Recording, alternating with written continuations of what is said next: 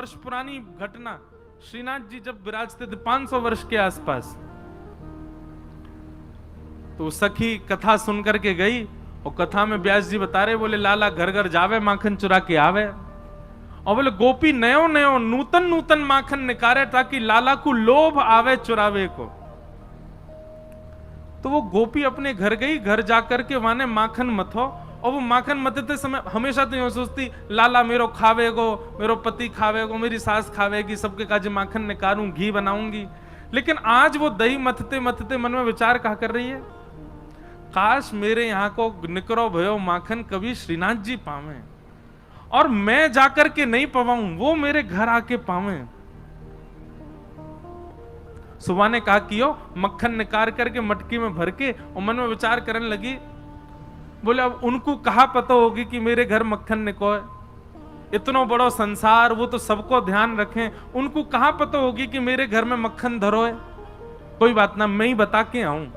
मक्खन की मटकी संग में लेकर के गई, और श्रीनाथ जी के मंदिर में खड़े है के सब तो दर्शन कर रहे हैं, और वो दूर से मक्खन के ऊपर की मटकी को भाग हटाए के ऐसे ठाकुर जी को दिखा रही है, लाला धौरी गैया के दूध को जमाए करके दही बनायो, वाकू मत करके बढ़िया मक्खन निकारो मैंने, आहा ऐसी सुगंधी आ रही है, कोई को ना दूंगी मैं, तेरे काजे निकारो है, तू आजा घर पे आके या कुछ चोरी कर ले जा, मैं कोई सो ना कहूंगी, तू बस चोरी कर ले जा।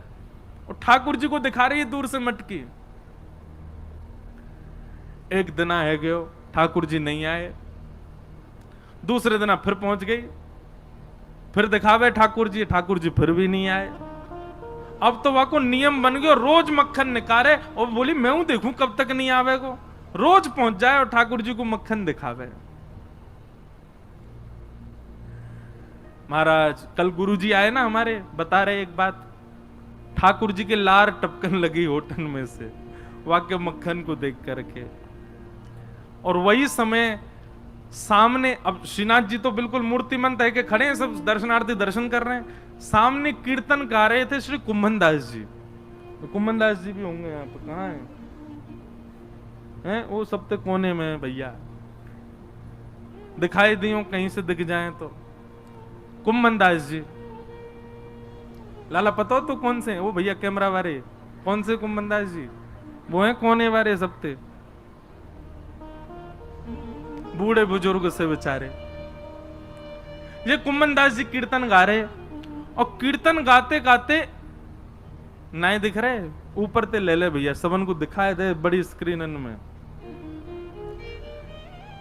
अब यहां देखो सब लोग, जब देखें तब देखिए उन्हें।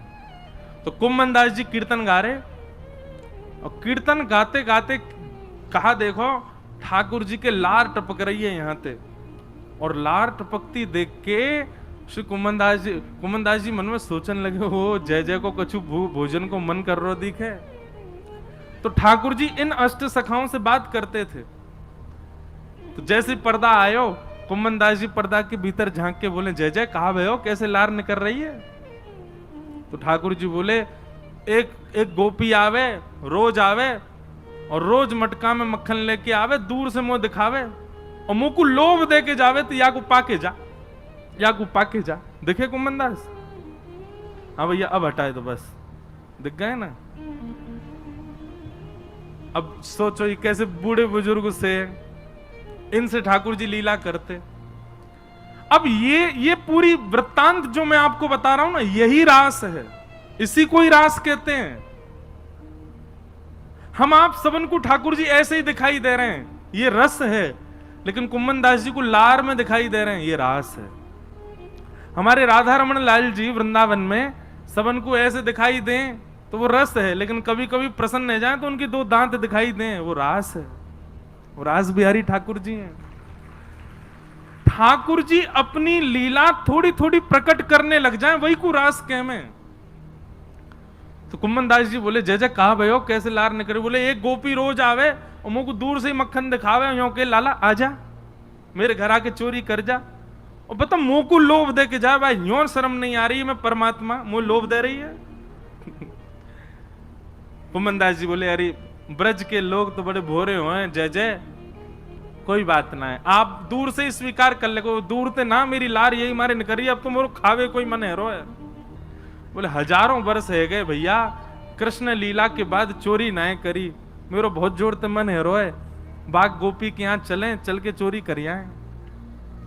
कुमनदास जी बोले भगवान बन गए हो अब आप, दूर दूर से लोग दर्शन करवे आमे आपके श्रीनाथ जी रूप में, वहां के यहाँ जाके चोरी करोगे, पता चल गई तो कैसी निंदा होगी। ठाकुर जी बोले निंदा कम है हमारी, दुनिया चोर कह के बुलावे, और कहा निंदा होगी।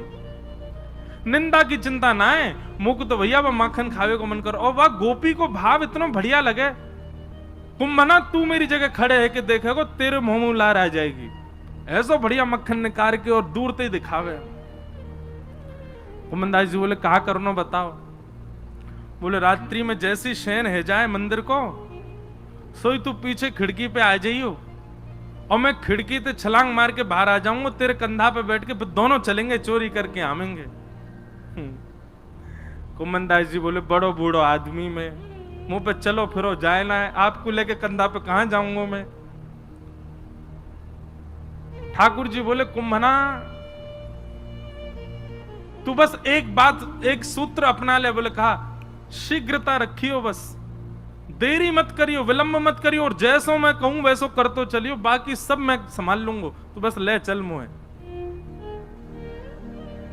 रात्रि में मंदिर कपाट बंद है गए, शयन है गए, सब दर्शनार्थी अपने अपने घर चले गए, मंदिर के सेवायत सब चले गए। वास में कुमनदास जी मंदिर के पीछे खिड़की पर जाके खड़े भये और शयन के वस्त्र धारण किए, थोड़ी छोटी सी पाग पहन रखी है, गले में 2 माल धारण कर रखी हैं, बढ़िया गुलाब को इत्र लगा रखो, पीतांबरी पहनी। श्रीनाथ जी ने अपने मूर्तिमंत रूप को सचल बना लियो, हाथ पांव सब सीधे है गए ठाकुर जी के, और खिड़की से ऐसे निकल करके बाहर आए और कुमनदास के कंधा पे बैठ गए, दोनों पांव लटका लिए और सिर पकड़ करके ठाकुर जी ऊपर बैठ गए। अब छवि देखो कितनी सुंदर। अब ठाकुर जी कह रहे हैं कुम्भना हाँ यहाँ से सीधो चल, आगे पोखर आएगी बातें दाएं को मुड़ जाइयो, फिर वहां से आगे तो बाएं को मुड़ जाइयो। कुम्भना जी तुम कब हुआ है वाकई यहाँ? बोले मैं गयो ना हूं, वो गोपी रोज आके मुंह को बता के जावे कि मां मेरो घर है, आ जाइयो लाला। कुम्भनदास जी के नेत्रों में आंसू आ जाते, आहा कितने बड़भाग, ये लीला मेरे साथ घट रही है, मुझे अनुभव हो रहा है, कितना कितना सुख है मेरे लिए। और ठाकुर जी कुम्भनदास जी के संग गए और वह गोपी के घर में ऊपर से छत पे ते प्रवेश कर गए, सब सो रहे हैं गहरी निद्रा में, और ठाकुर जी कह रहे हैं अचक अचक के चल, आवाज मत करियो नहीं तो आ जाएगी गोपी। ओ देख कुंभना वो टंग रही मटकी, ले चल बा के पास। कुम्भनदास जी पाम पकड़ रखे, नेक नेक से पाम है ठाकुर जी के, पाम पकड़ करके ले गए। सोई ठाकुर जी ने अधर सिर पकड़ करके यहाँ तो दोनों पाम रख लिए और सिर को नेक छोड़ के अपनो नेक बैलेंस संभालो गिर नहीं जाऊं, और तुरंत वो मटकी पकड़ ली, छीका पे लटक रही ऊपर। अब तो ठाकुर जी निकार निकार करके प्रेम सो पामे। कुम्भनदास जी बोले अकेले अकेले पाओगे नेक दे दो नीचे प्रसाद। सो ठाकुर जी मक्खन लेके अपनी जीभ से चाटे और अपनो झूठो मक्खन ही ऐसे नीचे हाथ करके गए ले कुम्भना। अब कुम्भनदास जी के कभी आंख पे लग जाए, कभी नाक पे लग जाए, कभी मुंह पे लग जाए, पर कुम्भनदास जी के तो रोम रोम नृत्य कर रहे है, नेत्रन से अविरल अश्रुधार गिर रही है। आहा ये लीला ठाकुर जी की कैसी मधुर। कुम्भनदास जी बोले नेक देखूं तो सही है चोरी की लीला है कैसे रही है। तो कुम्भनदास जी ऐसे पाम पकड़ के जैसे ही ऊपर देखने लगे, सो महाराज ठाकुर जी तो मक्खन निकार निकार करके पा रहे हैं, और ठाकुर जी की धोती है का वो ढीली है कि नीचे को खिसक रही है। कुम्भनदास जी बोले जय जय जय जय संभालो, हो है जाएगी नहीं तो हो। जैसे ही कुम्भनदास जी ने कही सोई ठाकुर जी ने 4 भुजा प्रकट कर ली, 2 भुजा से तो धोती पकड़ के खड़े और 2 भुजा से मक्खन चुरा रहे हैं। बोले चतुर्भुज भगवान की। कुम्भनदास जी बोले चतुर्भुज बहुत देखे लेकिन ऐसा नहीं देखो, 2 भुजान ते धोती पकड़ के खड़ो है और 2 भुजान से मटकी से मक्खन चुरा रहे है। और वह छवि को देख करके कुम्भनदास जी तो अपनो सब बेसुध है गए, ठाकुर जी के पाम वाम सब छोड़ छाड़ दिए। अब तो वो तो बिल्कुल महाराज ढीले से पड़ गए, बेहोशी सी आ रही है उनको देख करके कि ये लीला मेरे संग क्यों है रही है। ठाकुर जो ए कुम्भना तू हिलकाई करो, ए कुम्भना ऐसे मत कर, मटकी गिर जाएगी। अब कुम्भन दास जी तो मूर्छा में आ गए, ठाकुर जी के हाथ से मटकी गिर गई और जैसे ही फूटी घर के सबरे लोग चोर चोर चोर आ गए हो, चोर आ गए हो, चोर आ गए हो। कुम्भन दास जी तो नीचे गिर गए, ठाकुर जी ने छींका पकड़ रखो, लटक गए ऊपर। और लटके लटके ठाकुर जी ने देखी भाई आज पकड़े जाएंगे, तो जोर की एक छलांग मारी और ऊपर से भाज के महाराज ठाकुर जी तो भाज गए, कुम्भन दास वहीं रह गो। इतने में ही गोपी आई, गोपी ने आके कही कौन चोर है, या में डंडा दो। 2-4 डंडा मार दिए महाराज, लेकिन कुम्भन दास जी को कहां पीड़ा होनी। जब लालटेन जला करके देखी तो गोपी बोली ये तो कुम्भनदास बाबा है, मंदिर में कीर्तन गावे। है रे बाबा, मैं तो मक्खन को ले जाती कि लाला भोग लगावे आएगो, और तू आगो यहाँ चोरी करवे, शर्म ना आई तो कु है बुढ़ापे में चोरी करे। कुम्भनदास जी के तो नेत्रों से आंसू बह रहे, नेत्र खोल करके जब कहा कौन सी गोपी है तुम में ते जो मक्खन लेके जावे, तो गोपी बोली मैं हूं, मैं लेके जाऊं, मैं ही कहती लाला ते लाला का उदना आ जा। लाला तो आयो नहीं, जी बूढ़ो पड्डा आगो मेरे घर। कुम्भनदास जी वाके चरणन में गिर गए और चरणन को हृदय से लगा करके तब कुम्भनदास जी ने जो पद गायो, तू है सखी बड़ भाग बड़ी, नंदलाल तेरे घर आवत है। तू है सखी बड़ भाग बड़े, सब लोग गाओ। नंदलाल तेरे घर आवत है। ये रास है, इसको रास कहते हैं, नृत्य को रास नहीं कहते। तू अपनो श्रृंगार करत है, तू अपनो श्रृंगार करत है। ये दर्पण हाथ दिखावत है, ये दर्पण हाथ दिखावत है। तू है सखी बड़ भाग बड़ी, गोपाल तेरे घर आवत है। तू है सखी बड़ भाग बड़े, गोपाल तेरे घर आवत है। निज कर गूथ सुमन के गजरा, निज कर गूथ सुमन के गजरा। ये अपने ही हाथ पहरावत है, ये अपने ही हाथ पहरावत है। तू है सखी बड़ भाग बड़े, गोपाल तेरे घर आवत है। तू है सखी बड़ भाग बड़े, गोपाल तेरे घर। अरे सखी मैं ना आया हूं तेरे घर चोरी करवे, जाकू तू लोभ दे के आई वही आया हूं मेरे संग में। गोपी बोली सांची कहो बाबा, बोले सांची कह रहा हूं। अरे भैया मैंने दुनिया ते उनके यश सुने पर उनते तेरो यश सुनो। तू कैसे दही मत है, कैसे मक्खन को भरे, कैसे लेकर के जावे, और तू कैसे कैसे अपने घर को पूरा मार्ग बतावे, वो सब ठाकुर जी अपने मुख से मुख को सुना रहे। हर कोई उनको यश गावत, हर कोई उनको यश गावत।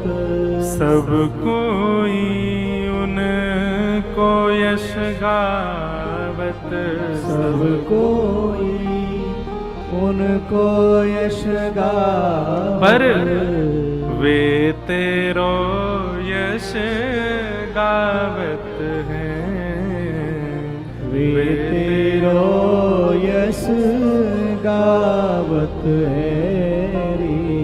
तू है सखी बड़ भाग बड़े, नंदलाल तेरे घर आवत है। तू है सखी बड़ भाग बड़े, नंदलाल तेरे घर आवत है। कुंभन दास लाल गिरधर के, कुंभन दास लाल गिरधर के, कुंभन दास लाल गिरधर के, कुंभन दास लाल गिरधर के। ये तो तेरे ही हाथ बिकावत है। ये तो तेरे ही हाथ अरे बिकावत है। बड़े बड़े ज्ञानी, बड़े बड़े तपी, बड़े बड़े योगी सन्यासी आके चले गए। जे कोई सो ऐसे ना मिलवे जामे, ये कोई सो ऐसे ना मिले, ये कोई की बात ना सुने, ये कोई की तपस्या स्वीकार ना करें। अरे हजार हजार वर्ष की तपस्या है वे, पर भी एक क्षण के दर्शन हो में। लेकिन तू भूरी भारी सखी, तू पढ़ी लिखी ना है, तो कछु आवे ना है, लेकिन तेरे भोरेपन पर रीच के जगत नियंता जगदाधार तेरे घर माखन खावे आयो।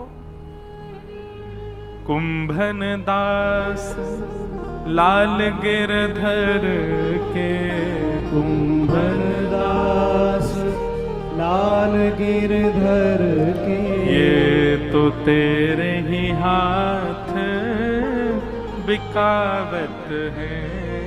ये तो तेरे ही हाथ बिकावत है री। तू है सखी बड़ भाग बड़े, गोपाल तेरे घर आवत है।